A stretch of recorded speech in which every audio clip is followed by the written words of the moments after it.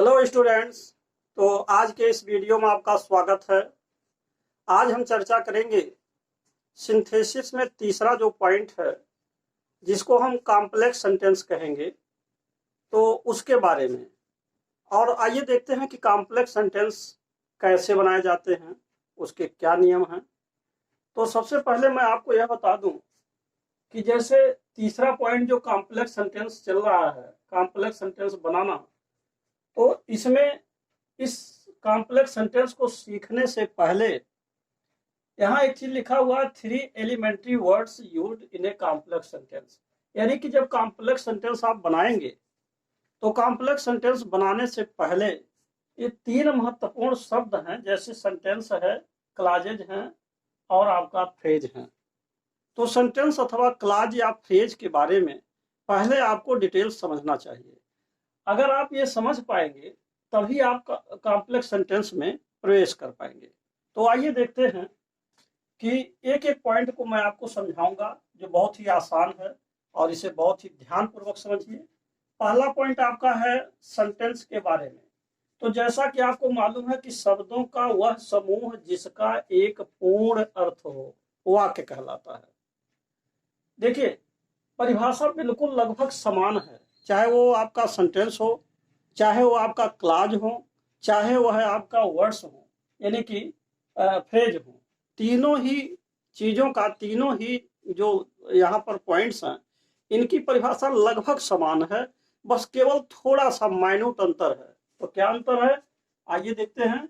शब्दों का वह समूह जिसका एक पूर्ण अर्थ हो वाक्य कहलाता है। दूसरा है क्लॉज, क्या है, शब्दों का वह समूह जिसका एक अपूर्ण अर्थ हो। यहाँ पूर्ण अर्थ है और यहाँ अपूर्ण अर्थ है। अपूर्ण अर्थ हो उपवाक्य कहलाता है।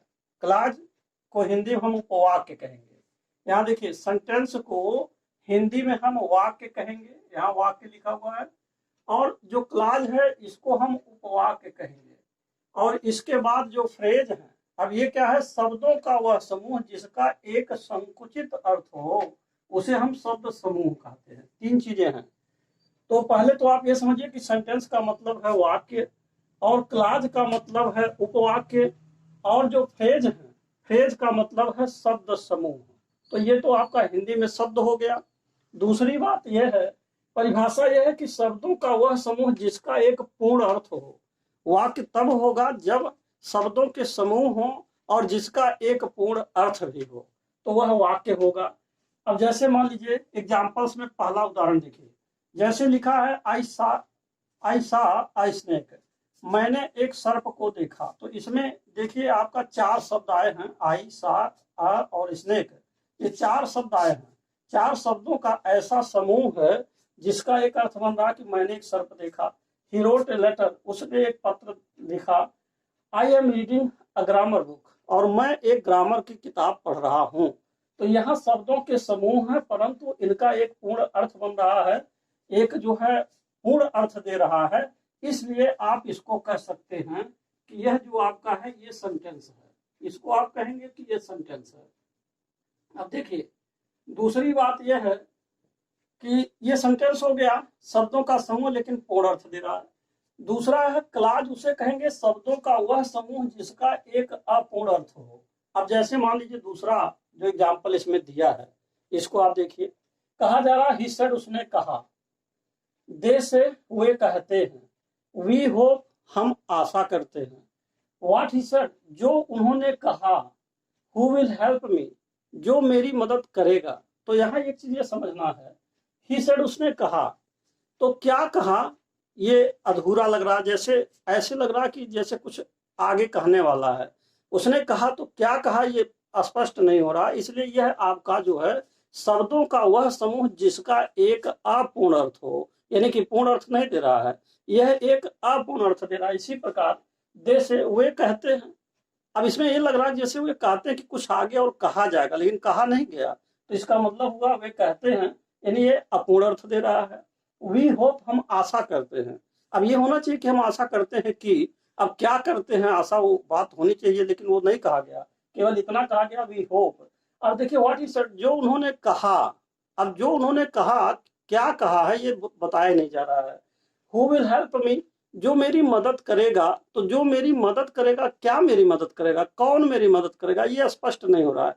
तो अब इस प्रकार ये सब शब्दों के वह समूह हैं जिनका एक अपूर्ण अर्थ है, इसीलिए हिंदी में इसको हम उपवाक्य कहेंगे और अंग्रेजी में इसको हम क्लाज कहेंगे। तो इसलिए इसको हम कह सकते हैं कि यह आपका क्लाज है, इसको आप कहेंगे यह एक क्लाज है।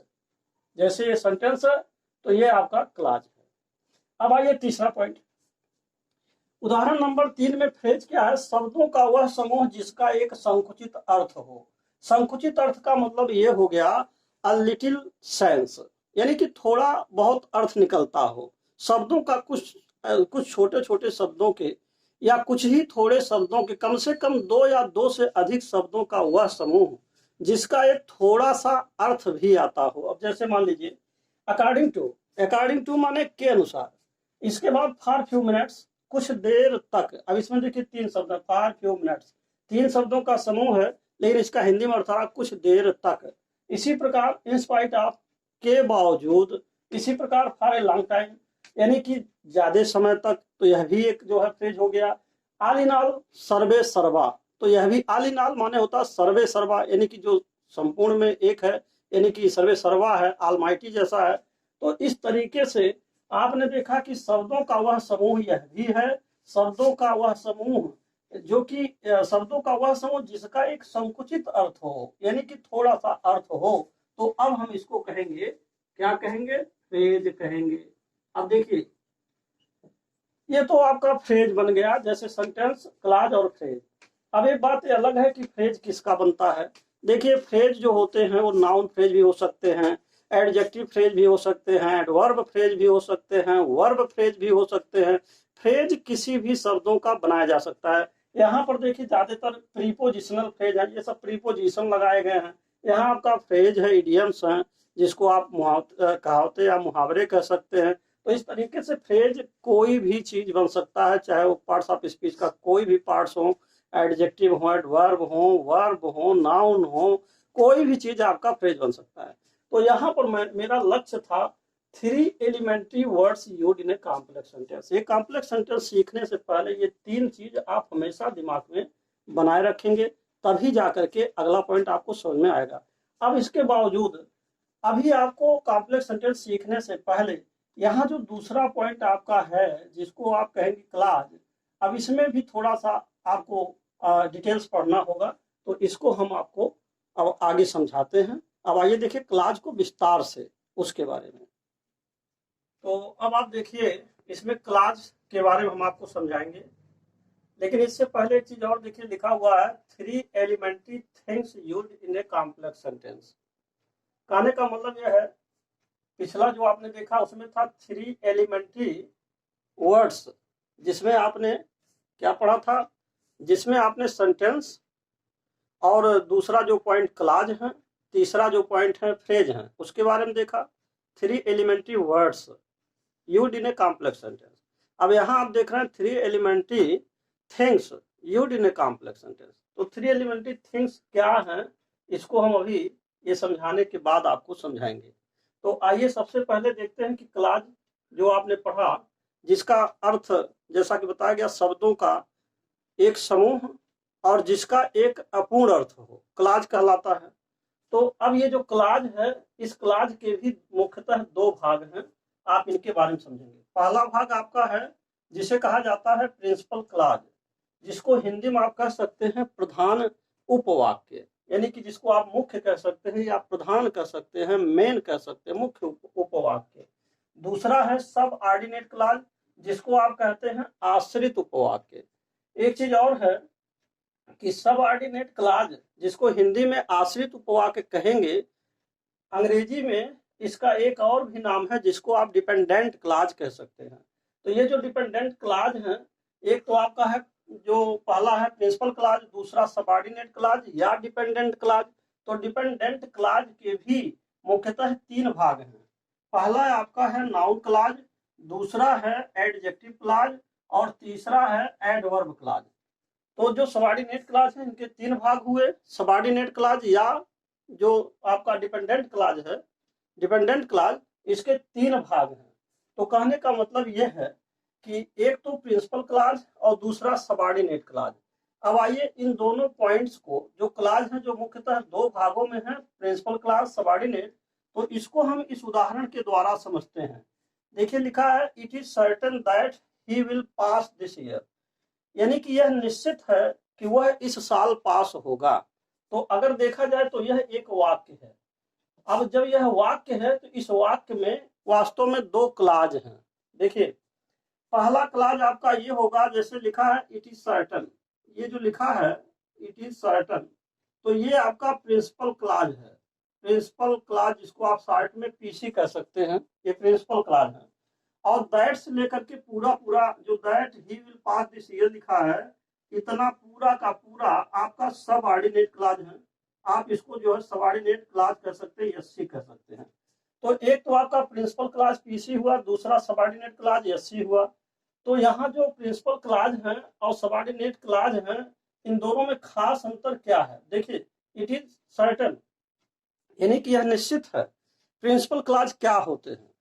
देखिए जैसे मान लीजिए कभी भी जब दो दो वाक्यों को एक साथ मिलाया जाता है या जोड़ा जाता है, तो अमूमन उसमें जो प्रिंसिपल क्लॉज है प्रधान उपवाक्य है, अर्थात जो सबसे पहले आने वाले वाक्य हैं। जैसे मान लीजिए मैंने कहा, अब मैंने कहा कि आगे जो आएगा वह जो लाइन बनेगा वो सबऑर्डिनेट हो जाएगा। ऐसा नहीं होगा कि जैसे मान लीजिए ये कहा जाए कि यह निश्चित है कि वह इस साल पास होगा, तो इसमें यह कहा जाए कि वह इस साल पास होगा, तो ये पहले नहीं आएगा। जब भी आएगा यह निश्चित है कि वह इस साल पास होगा। मैंने सुना है कि वह एक ईमानदार व्यक्ति है, ऐसा नहीं होगा कि वह एक ईमानदार व्यक्ति है मैंने सुना, तो ऐसे नहीं होता है। पहले आपको ये ध्यान देना होता कि सबसे पहले आने वाला जो प्रमुख वाक्य होगा या उपवाक्य होगा, उसी को हम प्रधान उपवाक्य कहेंगे। जैसे मैंने सुना कि, उसने देखा कि, और जैसे कहा जाए कि उसने पूछा कि, तो यहाँ पर जो आया ही आस्क्ड, आई सेड, या आई हियर्ड, जैसे मैंने सुना कि, तो जो पहले शब्द आने वाले हैं, पहले जो शब्दों का समूह आ रहा है, उसी को हम प्रधान उपवाक्य कहते हैं।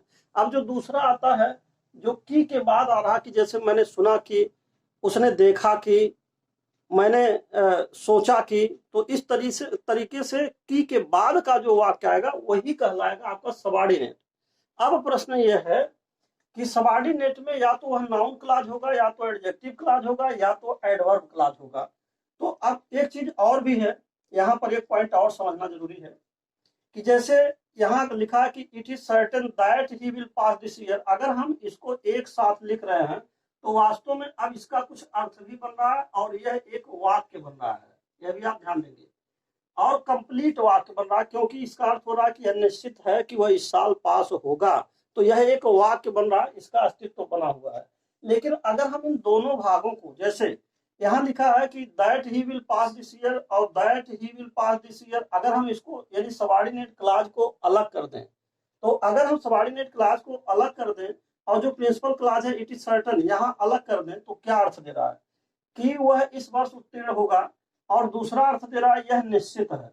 अगर आप इस लाइन को लिखिए that he will pass this year, यानी कि वह इस वर्ष उत्तीर्ण होगा, तो इसका कोई खास अर्थ नहीं बन रहा है, यानी कि यह अधूरा लग रहा है, इसका कोई भी अस्तित्व नहीं लग रहा है। और अगर ये कहा जाए यह निश्चित है, तो अगर यह निश्चित है तो क्या निश्चित है यह भी पता नहीं चल रहा है। तो अगर ये दोनों भाग अलग अलग लिखे जाएं तो इनका कोई भी अस्तित्व नहीं है, परंतु जब इनको जोड़ दिया जाता है तो ऐसी स्थिति में ये जो आपका दूसरी लाइन है, जैसे यह निश्चित है, यह निश्चित है, इससे तो कुछ पता चल रहा है कि कुछ कहा जा रहा है यह निश्चित है, लेकिन क्या निश्चित है उसी लाइन को अगर जोड़ दिया जाए तो इसी नाते इसको हम कहते हैं डिपेंडेंट क्लॉज, यानी आश्रित उपवाक्य। यानी कि यह एक ऐसा उपवाक्य है, यहाँ पर जो ये लाइन दैट से लेकर के आ रहा है, यह एक ऐसा उपवाक्य है कि जिसको आप सबऑर्डिनेट क्लॉज कहेंगे या डिपेंडेंट क्लॉज कहेंगे, आश्रित उपवाक्य कहेंगे। यानी कि ये आश्रित इसका नाम क्यों पड़ा, क्योंकि यह किसी ना किसी प्रिंसिपल क्लॉज पर ये आश्रित है। अगर प्रिंसिपल क्लॉज ना रहे तो इसका कोई भी अस्तित्व नहीं होगा।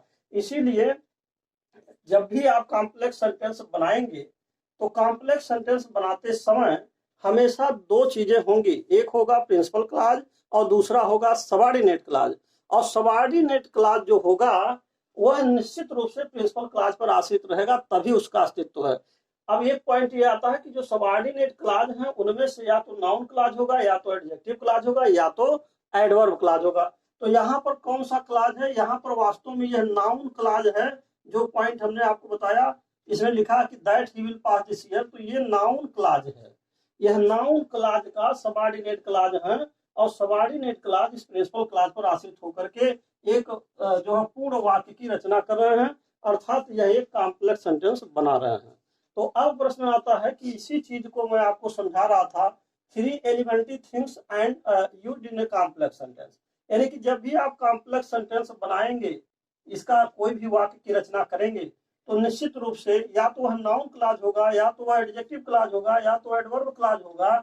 इन तीनों में से कोई न कोई आएगा। इसी चीज को कहा जा रहा 3 एलिमेंट्री थिंग्स, यानी कि नाउन क्लॉज, एडजेक्टिव क्लॉज और एडवर्ब क्लॉज। यानी कि कॉम्प्लेक्स सेंटेंस जब भी आप बनाएंगे तो निश्चित रूप से या तो यह नाउन क्लॉज के द्वारा बनेगा, और या तो यह एडजेक्टिव क्लॉज के द्वारा बनेगा, अथवा यह एडवर्ब क्लॉज के द्वारा बनेगा।